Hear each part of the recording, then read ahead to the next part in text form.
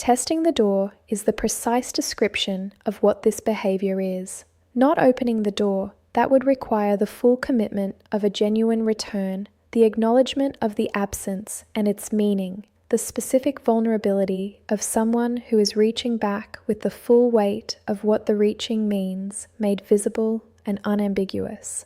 Not abandoning the door, that would require the completion of the letting go process, the genuine interior movement away from you as a significant presence in the avoidance relational landscape. The acceptance that the no contact is the final configuration rather than a transitional state. Testing the door. The specific, calibrated, deniable if necessary quality of someone who is reaching towards something without the full commitment that genuine reaching would require.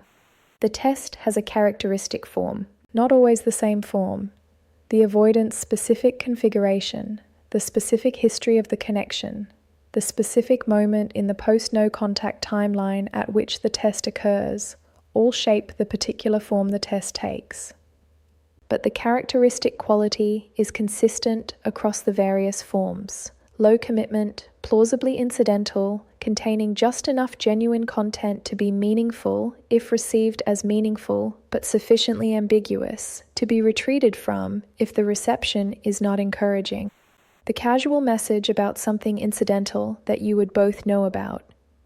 The question that could be interpreted as simply wanting information, but that requires your engagement to answer.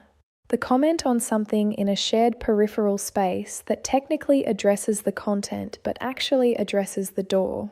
The reaching that is calibrated to the minimum that might produce a response, structured to provide the maximum available deniability if the response is cold or absent. What the testing means is not a single thing. It is, like most things in the avoidance psychology, a layered communication from an interior that is not unified in its intention because the interior is not unified in its experience.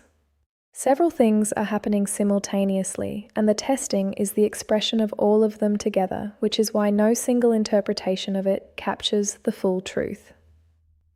The first thing it means is that the no contact has produced its effect, not the strategic effect of a no contact deployed to produce a specific avoidant response.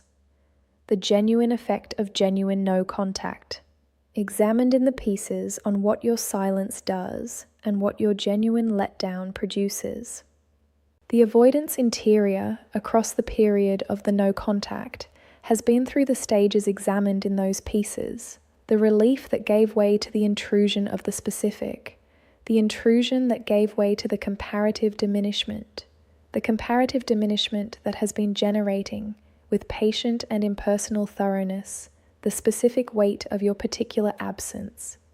The testing of the door is the external expression of the interior's accumulated processing of that weight. The interior has been working its way toward the door across the entire period of the no contact. The test is where the working toward finally, if tentatively, manifests in action. The second thing it means is that the avoidance management system is not certain enough about the outcome to commit to the full vulnerability of genuine return. The test is the management system's compromise position, enough reach to get information about the door's current status, not enough commitment to fully expose the avoidant if the information is that the door is closed. The management is still running. The genuine vulnerability of the reaching is still being modulated. The full weight of what the reaching means is still being kept through the calibration of the test at a level that the self-sufficiency narrative can accommodate as not quite reaching. The third thing it means, and this is the most important and the most frequently overlooked, is that the avoidant has not yet done the work. The testing of the door is not the behavior of someone who has genuinely reckoned with the pattern and arrived at the changed capacity that genuine reckoning produces. It is the behavior of someone whose interior has accumulated enough weight from the no contact to generate the impulse toward contact, while the fear and the management system the fear operates is still governing the form that the contact takes.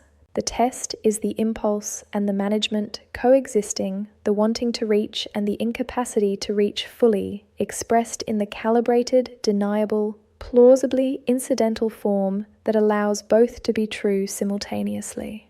What the testing does not mean is also important, because the testing is easy to misread in both directions, toward too much significance and toward too little.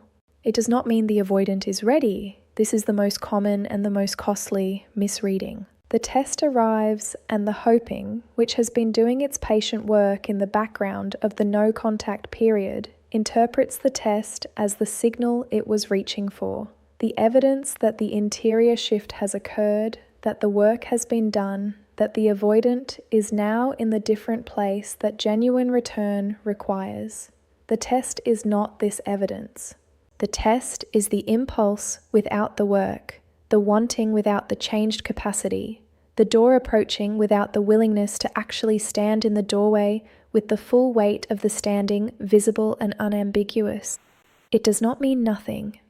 The other misreading, the protective dismissal of the test as insignificant, as the avoidance pattern producing one more manipulation, as something to be received with the specific, composed indifference of someone who has fully processed the connection and is genuinely unmoved by the contact, is also inaccurate. The impulse that generated the test is real. The interior weight that the no contact produced, that the management has been containing and that the test is the expression of, is genuine. The wanting to open the door is not performed. The avoidant is not pretending to reach in service of a strategic outcome. The impulse is as honest as the avoidance impulses get, given that the management is still modulating the expression of it. How you receive the test matters, not for strategic reasons, not because the correct reception of the test produces the optimal outcome for a goal you are working toward, but because how you receive it is the clearest available expression of where you actually are in your own interior, and the avoidance monitoring system, receiving your response to the test, will read where you actually are with the accuracy that has always characterized its readings of you. If you are still hoping, still organized, even distantly, even in the background of a life that looks like it has moved forward around the avoidant's eventual readiness, the response to the test will carry this, not necessarily in its explicit content, in the quality of it, the speed of the response, the warmth that is slightly above the baseline of how you would respond to the same incidental communication from someone who does not carry this specific significance, the quality of engagement that is slightly more than the content warrants. The monitoring system reads this quality with the accuracy it always reads the quality of your interior state. It reads the hoping. And the hoping is the confirmation of the background assumption, the signal that the orientation is still there, that the door is still being held, that the no contact was a withdrawal rather than a genuine reorientation. If you are genuinely in the different place, if the no contact has done its work and the work has been the genuine variety, producing the real internal shift of someone who has returned to their own life and is inhabiting it fully and is not, at the operational level of the daily interior, organized around the avoidance eventual return, the response to the test will carry this too. Not the performance of indifference, the genuine quality of someone who receives the test as a piece of incidental communication from someone who was once significant, responds to its surface content with the warmth that a genuinely warm person has for people who were once significant, and does not extend the response beyond what the content warrants. This response, the genuine, grounded, not performing anything response of someone who is actually in the different place, is the most honest available communication to the avoidant of the door's current status. It communicates that the door is not closed. Genuine warmth is not the communication of a closed door.